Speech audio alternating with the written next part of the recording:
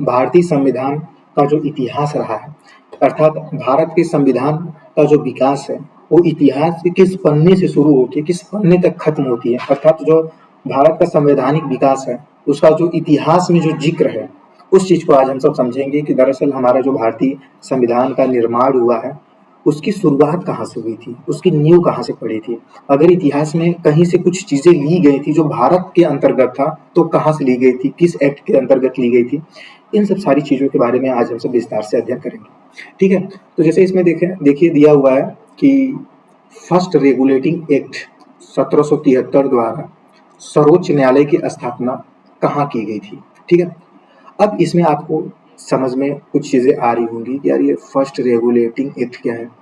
अगर फर्स्ट की बात किया है तो मतलब जरूर है कि इसके बाद भी और रेगुलेटिंग एक्ट आए होंगे। तो सर्वोच्च न्यायालय की स्थापना कहाँ की गई थी, अर्थात ये भी समझ में आता है कि एक्ट का संबंध सर्वोच्च न्यायालय के स्थापना से जुड़ा हुआ है। ठीक है, तो इसका मैं आंसर दे देता हूँ, फिर मैं इसको ब्रीफ में लेके चलने की कोशिश करता हूँ। तो जो हमारा फर्स्ट रेगुलेटिंग एक्ट है इसके अंतर्गत जो भारत में सर्वोच्च न्यायालय की स्थापना हुई थी वो हुई थी कोलकाता में। कहाँ पे बोलोगे आप? कोलकाता। ठीक है, अब मैं बताता हूँ दरअसल रेगुलेटिंग एक्ट, अधिनियम, परिषद, शासन अधिनियम और चार्टर एक्ट, इन सारी चीजों का मैं जिक्र करता हूँ। जो हमारे भारत का संविधान है ना, जो भारत का संविधान है, जो इसका विकास हुआ है ना, ये मुख्यतः दो चीजों से हुई है। आपको पता होगा कि जब ईस्ट इंडिया कंपनी, क्या मैं बोल रहा हूँ, ये मैं बोल रहा हूँ ईस्ट इंडिया कंपनी जो हमारी है, इसके आने से पहले ये कब आई थी, तो आपको पता होगा ये 1600 ईस्वी में आई थी। तो 1600 ईस्वी से पहले जो भारत पे शासन व्यवस्था था वो ना राजशाही था। क्या बोलोगे आप? राजशाही था। राजशाही का मतलब है कि राजा शासन करते थे और उनके द्वारा जो कानून व्यवस्थाएं, जो सिस्टम अपनाई गई थी, तो उसका बहुत ज्यादा कहीं जिक्र होता नहीं है। तो दरअसल इतिहास के पन्नों में सिमटा हुआ आप पाओगे और उस चीज का जो हमारे संविधान पे कोई फर्क नहीं पड़ा है, उस चीज से हमारे संविधान में कोई परिवर्तन नहीं है, संविधान में कोई जिक्र नहीं उन चीजों का। उन चीजों में थोड़ा बहुत परिवर्तन आया हुआ है कि जो राजा थे उनको भी कुछ विशेष अधिकार कुछ समय के लिए दिया गया था। खैर उसके हम सब संविधान की जब डिटेल में चर्चा करेंगे तो बताएंगे। तो यहाँ पे जो हमारा संवैधानिक विकास की बात आती है तो इस चीज को हम सब समझते हैं। तो जो संविधान का विकास है ना, ये दो चरणों से हुआ था, ऐसा समझो आप। दो चरणों का मतलब, तो पहला तो ईस्ट इंडिया कंपनी से हुई थी, ईस्ट इंडिया कंपनी, और दूसरा था ब्रिटिश क्राउन। क्या था? ब्रिटिश क्राउन के अंतर्गत। तो आप इस चीज को देखेंगे कि जो पहले ईस्ट इंडिया, पहले तो राजशाही व्यवस्था था, राजा लोग जो है यहाँ पे शासन करते थे इंडिया पे। उसके बाद आप देखेंगे कि धीरे धीरे ये जो राजा थे इनका प्रभुत्व हटता गया और उस चीज को कौन ले लिया? ईस्ट इंडिया कंपनी ले लिया। कैसे लिया ये इतिहास का सब्जेक्ट है, बस हम सब इस चीज को पॉलिटिक्स से चीजें समझने की कोशिश करते हैं।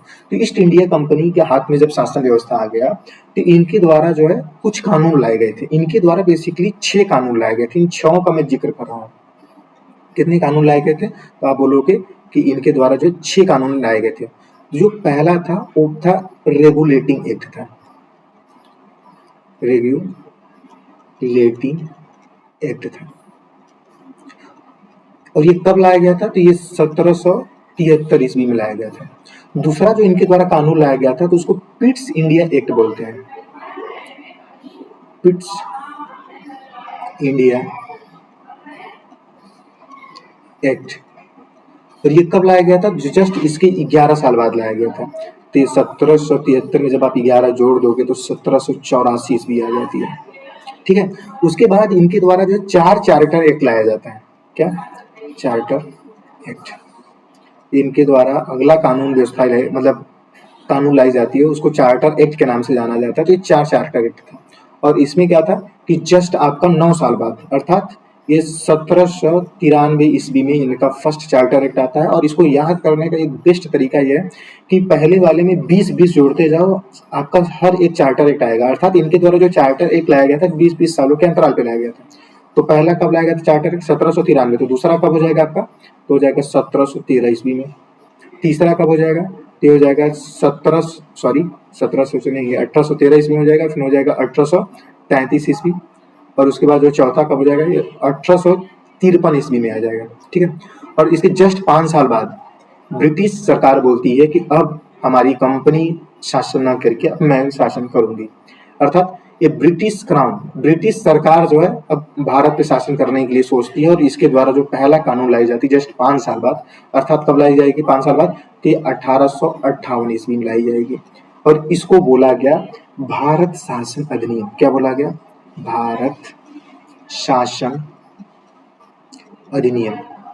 ठीक है, और इनके द्वारा भारत शासन अधिनियम एक ला के कुछ दिन के लिए होल्ड कर दिया गया। इनके बाद जो है 3 लगातार कानून ये लोग लाए, भारत परिषद अधिनियम। क्या लाए, भारत परिषद अधिनियम। कब लाए, तो जस्ट इसके 3 साल बाद, तो 1861 ईस्वी में जो है इनका फर्स्ट भारत परिषद अधिनियम आया, फिर दूसरा आया, फिर तीसरा आया। तो दूसरा तीसरा कब आया, तो दूसरा आपका आया भारत परिषद अधिनियम, ये आया 1892 ईस्वी में। जो तीसरा आया भारत परिषद अधिनियम, ये आया 1909 ईस्वी में आया था। ठीक है, फिर उसके बाद इनके द्वारा 2 और भारत शासन अधिनियम लाया गया, मतलब ये पहला वाला कौन था, भारत शासन अधिनियम। ये लाया गया था 1919 ईस्वी द्वारा।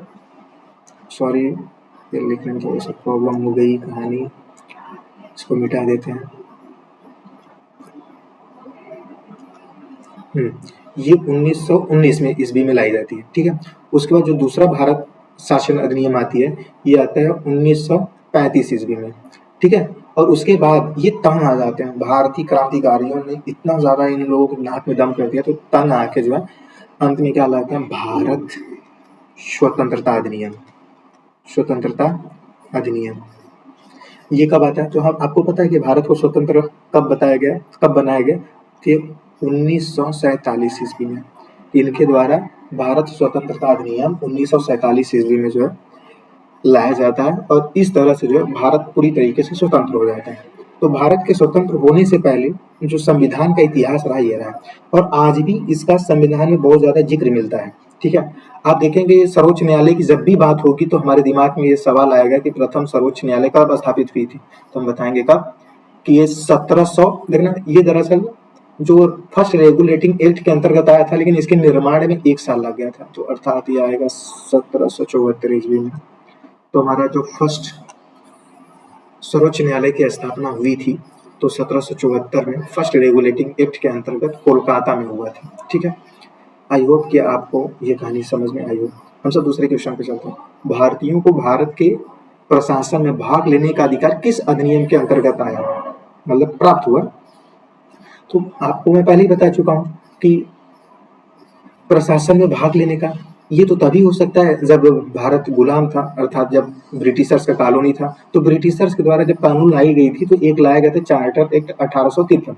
मैं बताया था ना कि तीसरा आपका चार्टर एक्ट है, चार्टर एक्ट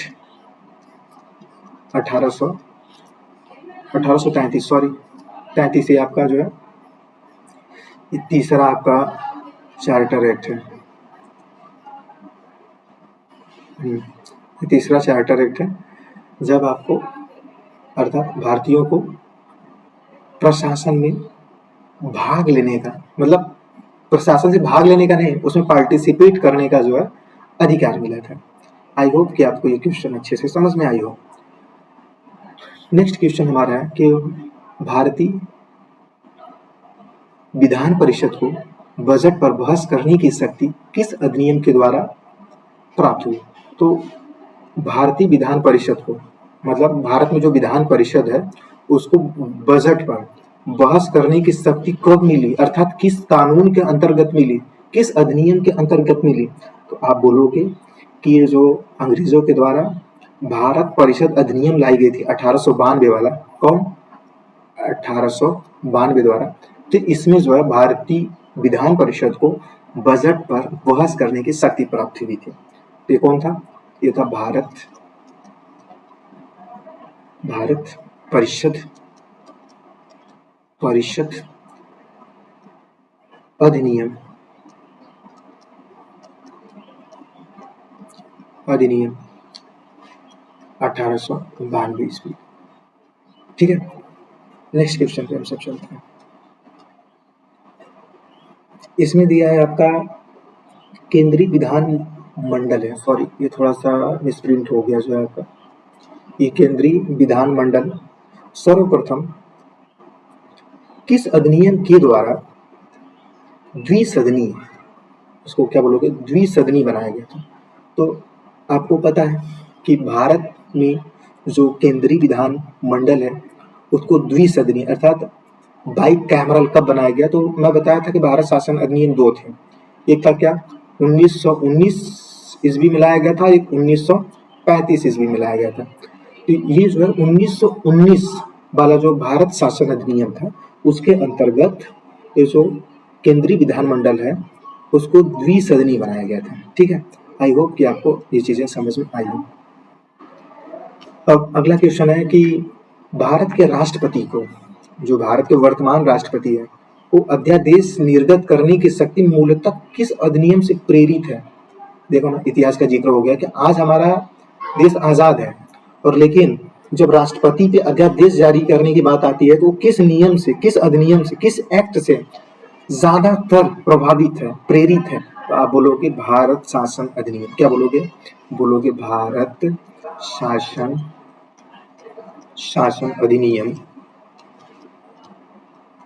अधिनियम 1935 ईस्वी, 1935 ईस्वी से प्रेरित है। ठीक है, आई होप कि आपको ये क्वेश्चन अच्छे से समझ में आया।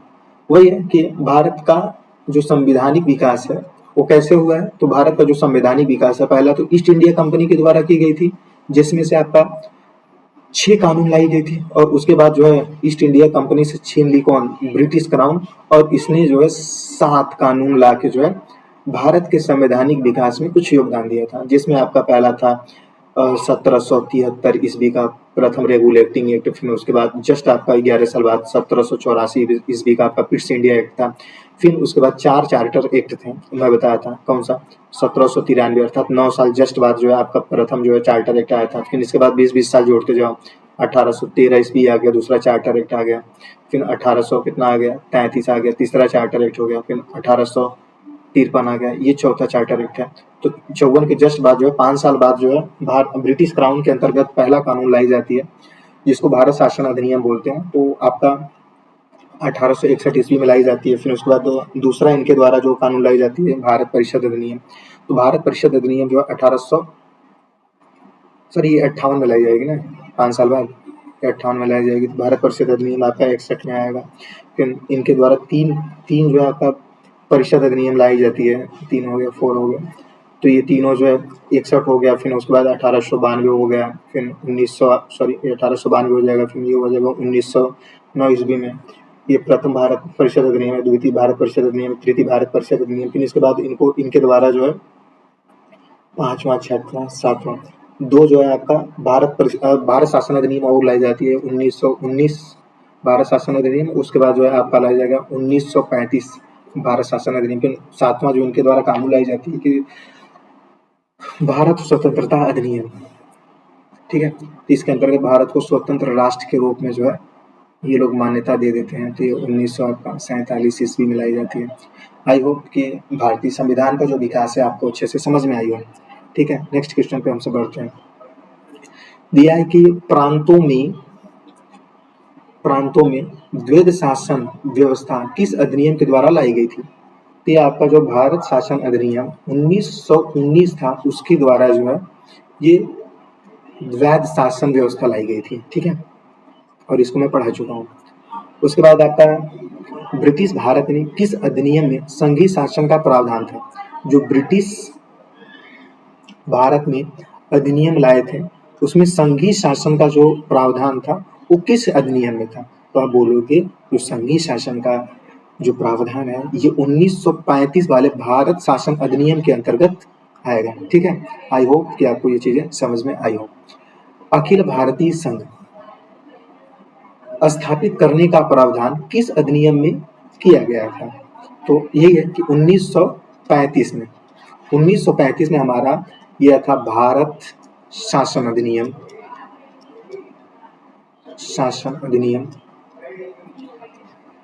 में संघी भारत मतलब वही अखिल भारतीय संघ स्थापित करने का जो है इसमें प्रावधान था। ठीक है, आई होप कि आपको इसको अच्छे से रिवीजन करके याद कर लेनी चाहिए, क्योंकि ये सब एग्जाम में बहुत ज्यादा पूछा जाता है।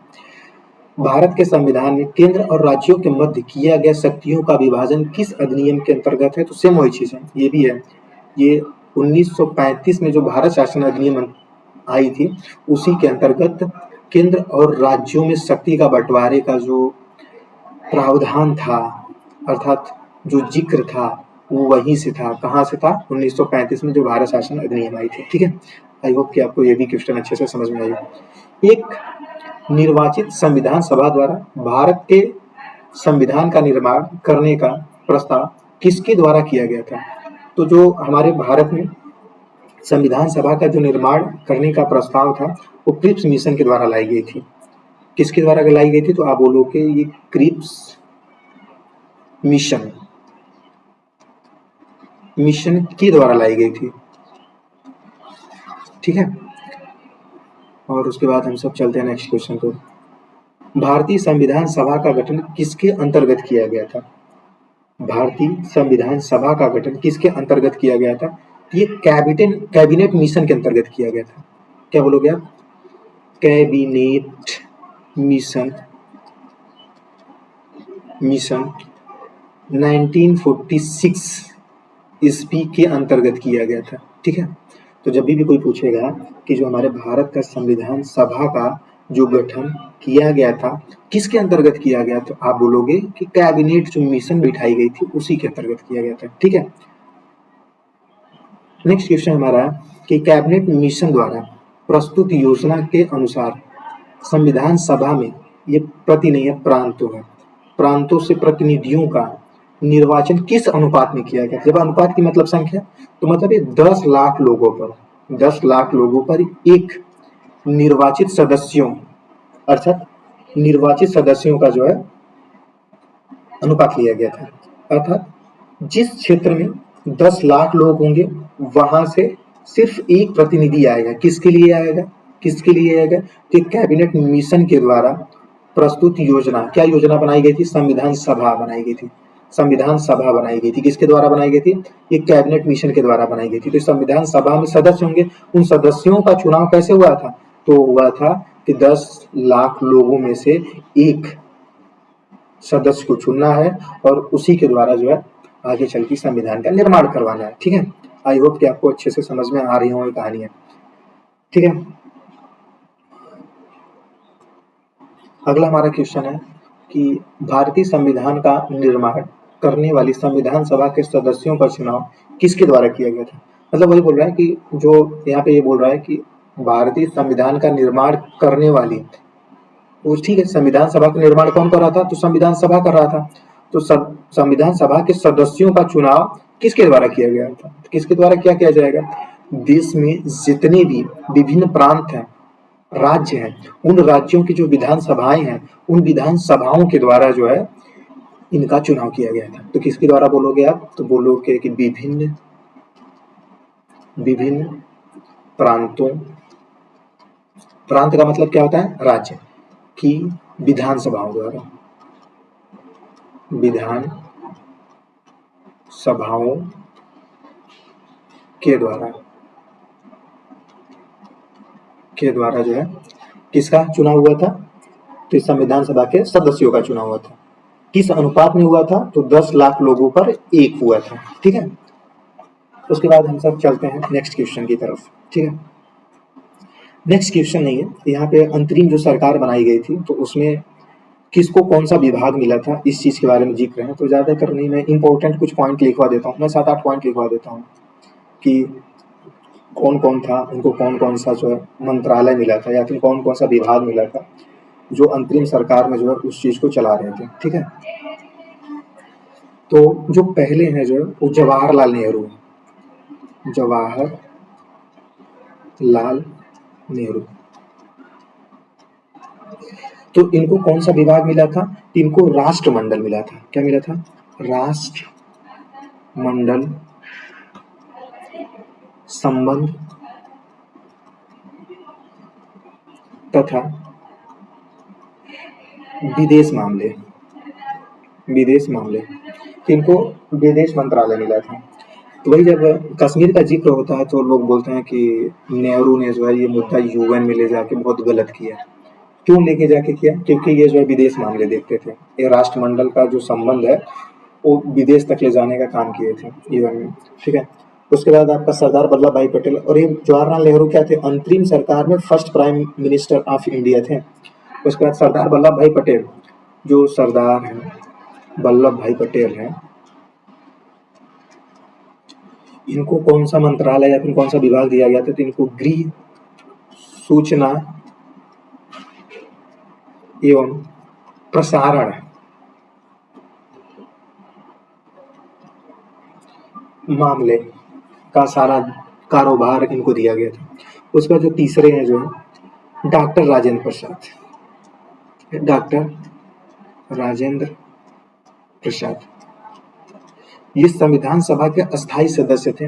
एक बहुत ज्यादा क्वेश्चन पूछा जाता है कि संविधान सभा के अस्थायी सदस्य कौन थे? तो आप बोलोगे डॉक्टर राजेंद्र प्रसाद। तो इनको क्या दिया गया था? इनको दिया गया था खाद्य एवं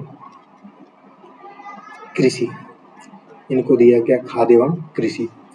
और उसके बाद जो आपका चौथे पर्सनालिटी है जॉन मथाई है। क्या है? जॉन मथाई है। तो जॉन मथाई को उद्योग एवं नागरिक आपूर्ति दिया गया था। क्या बोलोगे आप? उद्योग एवं नागरिक आपूर्ति, आपूर्ति मामला या फिर विभाग इनको दिया गया, ठीक है। जो पांचवी पर्सनालिटी है जगजीवन राम, जगजीवन राम, इनको जो है ना ये श्रम विभाग दिया गया था। क्या बोलोगे आप? इनको श्रम विभाग दिया गया था। छठवां सरदार बलदेव सिंह, सरदार बलदेव सिंह,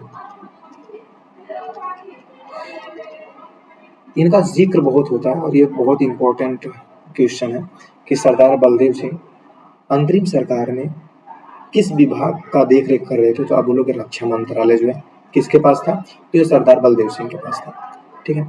फिर अगला है लियाकत अली खान, इनका भी ज्यादातर जिक्र आता है और ये भी बहुत इंपॉर्टेंट है। लियाकत अली खान, ये हमारे जो वित्त मंत्रालय देखते थे, इनको वित्त मंत्रालय का दारोमदार इनको दिया गया था। अगला जो थे सी चक्रवर्ती राजगोपालाचारी, सी राजगोपालाचारी है।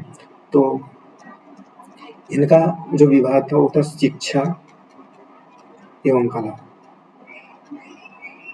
एवं कला।